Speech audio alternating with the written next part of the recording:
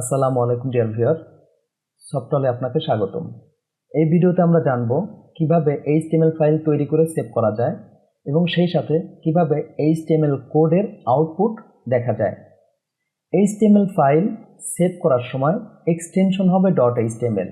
আমরা আগের ভিডিওতে এক্সটেনশন কিভাবে হাইড থেকে আনহাইড করা যায় সেই সেটিংটি আমরা দেখে নিয়েছি। এখন আমরা HTML ফাইল তৈরি করব। HTML ফাইলের এক্সটেনশন হবে যেহেতু .html, তাই আমরা মাউসে রাইট ক্লিক করে নিউ থেকে যে কোনো ফাইলে আমরা ক্লিক করব। সেটা ওয়ার্ডও হতে পারে, টেক্সট ডকুমেন্ট বা অন্য যে কোনো ফাইলে। যে আমি টেক্সট ডকুমেন্টে ক্লিক করলাম। ক্লিক করার পর আমরা এখানে সবগুলো কোড কেটে দিয়ে টাইপ করলাম profile.html। খেয়াল করুন, আমার এই ফাইলটি HTML ফাইল হয়েছে, যদিও আমরা টেক্সট ডকুমেন্ট থেকে শুরু করছিলাম। আমি আরও একটি তৈরি করি, রাইট ক্লিক, নিউ, যেমন আমি ওয়ার্ড থেকেই তৈরি করতে চাচ্ছি, ওয়ার্ডে ক্লিক, কন্ট্রোল A। আমি এখন জাস্ট টাইপ করলাম history.html। আমাদের এই .html কিন্তু থাকতে হবে। আগে আমরা যে কোনো নাম দিতে পারি, কোনো সমস্যা নেই, কিন্তু ডটের পরে, লাস্টে ডটের পরে আমাদের HTMLটি থাকতে হবে। এখন যদি আমরা দুইবার এন্টার প্রেস করি তাহলে ফাইলটি আমার তৈরি হয়ে যাবে। এখন এই ফাইলটিতে কি লেখা হয়েছে, কি আউটপুট হবে, সেই বিষয়টির জন্য আমাদের দুটি জিনিস প্রয়োজন হবে। একটি হচ্ছে আউটপুট দেখার জন্য প্রয়োজন হবে ব্রাউজার। সেটা এই জায়গায় আমাদের এজও আসতে পারে, ক্রোমের চিহ্ন আসতে পারে। আমার যেহেতু ফায়ারফক্স ডিফল্ট ব্রাউজার আছে, এই জন্য ফায়ারফক্স আসছে।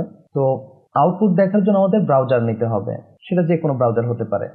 কিন্তু যদি আমরা কোডিং করতে চাই, কিছু লিখতে চাই, খেয়াল করুন আমি ফাইলটিতে ডাবল ক্লিক করলে আমার ব্রাউজারে এটি ওপেন হয়েছে। খেয়াল করুন এখানে দেখাচ্ছে যে ফাইলটির নাম হিস্ট্রি, কিন্তু এই ফাইলটিতে আমরা কিন্তু কিছুই লিখতে পারবো না। তো আমাদের লিখতে হলে ফাইলটিকে যে কোনো একটি এডিটরে ওপেন করতে হবে। তো সেই এডিটরটি আমাদের হতে পারে notepad, notepad plus plus, Sublime text, আরও অনেক কিছু আছে। ডিফল্ট অবস্থায় কম্পিউটারে নোটপ্যাড ইনস্টল থাকে, কিন্তু যদি আমরা নোটপ্যাড প্লাস প্লাস, যেমন আমার এখানে খেয়াল করুন এই যে নোটপ্যাড প্লাস প্লাস, বা এদিকে সাবলাইম টেক্সট আছে, VS কোড আছে, তো এইভাবে যদি আমরা অন্য কোনো এডিটরে ওপেন করতে চাই তাহলে এডিটরটিকে আগে ডাউনলোড করতে হবে, এরপরে ইনস্টল করে নিতে হবে। তো আমি আপাতত ফাইলটিকে নোটপ্যাডেই ওপেন করছি। আমি এখানে এসে এই যে স্টার্টে ক্লিক করে টাইপ করলাম নোটপ্যাড, এরপর আমি এন্টার দিলাম। খেয়াল করুন নোটপ্যাড আমার ওপেন হয়েছে। এখন আমরা ফাইলে গেলাম, ওপেন, আমার এই ফাইলগুলো আছে দিস পিসির পিকচারে, তাহলে আমি এখানে পিকচারে গেলাম, পিকচার থেকে এখানে আমি অল ফাইল করে দিলাম। খেয়াল করুন এই যে হিস্ট্রি, এই ফাইলটি আমি ওপেন করতে চাচ্ছি, জাস্ট ফাইলটিতে আমি ডাবল ক্লিক করলাম। তো এই যে খেয়াল করুন ফাইলটি আমার ওপেন হয়েছে। তো এখন আমরা এখানে যে কোনো কিছু লিখতে পারি, যেমন আমি লিখলাম life is easy when you live with the hard way and hard when you live with the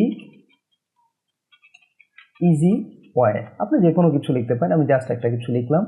এখন আমরা যদি এখানে এসে সেভে ক্লিক করি বা কন্ট্রোল S দেই তাহলে আমাদের ফাইলটি সেভ হয়ে যাবে। মজার বিষয় দেখেন, এখন যদি এই ফাইলে আমি ডাবল ক্লিক করি তাহলে এই জায়গার যেই লেখাটি আমার আছে সেই লেখাটি আমার ব্রাউজারে চলে আসবে। চলুন দেখা যাক। আমি ফাইলটিতে ডাবল ক্লিক করলাম, খেয়াল করুন এই যে এই লেখাটি আমার চলে আসছে।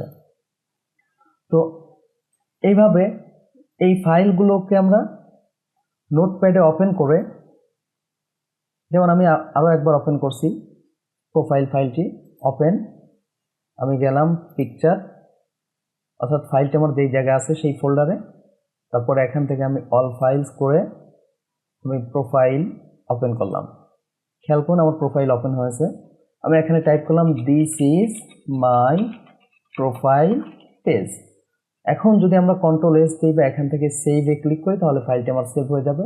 জাস্ট প্রোফাইলে ডাবল ক্লিক করলে খেয়াল করুন এই লেখাটি আমার চলে আসছে। দেখুন আগের ফাইলের আউটপুট আসছে এইটা, আর এই ফাইলের আউটপুট আসলো এইটা। তার মানে আমরা বুঝলাম যে HTML কোডের আউটপুট দেখার জন্য যে কোনো ব্রাউজার ওপেন করতে হয়। আর সেই সাথে HTML কোড লিখতে হলে আমাদেরকে যে কোনো একটি এডিটর ইউজ করতে হয়। যেমন আমি এক্ষেত্রে নোটপ্যাড ইউজ করছিলাম, কিন্তু আমি যদি নোটপ্যাড প্লাস প্লাস এই যে আমার এখানে ইনস্টল দেওয়া আছে এটাতে যদি আমি ওপেন করতে চাই তাহলে রাইট ক্লিক, এই যে edit with notepad plus plus, বা এখান থেকেও এটা পাওয়া যাবে। এই দেখুন আমি একবার নোটপ্যাডে ওপেন করছি, তাই নোটপ্যাডটি আমার ওপেন উইথে চলে আসছে। যাই হোক, আমি নোটপ্যাড প্লাস প্লাসে ক্লিক করলাম, খেয়াল করুন ফাইলটির চেহারা এখন এরকম হয়ে গেছে। ও আরেকটি বিষয় খেয়াল করুন, আমরা HTML ফাইলগুলো তৈরি করছি, তো ফাইলগুলো তৈরি করার সময় নামগুলো অবশ্যই মিনিংফুল এবং প্রাসঙ্গিক হওয়া উচিত। খেয়াল করুন, আমি যেই পেজে রেজিস্ট্রেশনের ফর্ম রাখবো তাহলে সেই পেজটির নাম আমার registration.html হওয়া উচিত। এখন সেই পেজটিকে যদি আমরা হিস্ট্রি বলি তাহলে সেটা কিন্তু হিস্ট্রি মিনিংফুল আছে কিন্তু প্রাসঙ্গিক না। তাই আমরা প্রত্যেকটা ফাইলেরই একটি প্রাসঙ্গিক নাম দেব এবং ফাইলগুলোকে আমরা একটি ফোল্ডারে রেখে দিব যাতে অর্গানাইজড আকারে থাকে। যেমন আমি এখানে একটি ফোল্ডার তৈরি করলাম, নিউ ফোল্ডার, আমি টাইপ করলাম, ফোল্ডারের নামটি দিলাম ওয়েব। এরপরে আমার যে ফাইলগুলো আছে HTML এর সবগুলো ফাইল আমি কি করলাম এখানে রেখে দিলাম। খেয়াল করুন আমি তাহলে আমার এই ফোল্ডারেই কিন্তু আমার সবগুলো ফাইল পেয়ে যাচ্ছি। তো এতক্ষণে আমরা জানলাম কিভাবে এবং বিভিন্নভাবে HTML ফাইল তৈরি করে এবং সেভ করা, HTML কোডের আউটপুট দেখা। পরবর্তী ভিডিওতে আমরা HTML এর বিভিন্ন ট্যাগ অ্যাট্রিবিউট নিয়ে কাজ করব। লাইক এবং সাবস্ক্রাইব করে চ্যানেলটির সাথে থাকুন। পরবর্তী ভিডিওতে দেখা হচ্ছে। আসসালামু আলাইকুম ওয়া রাহমাতুল্লাহ।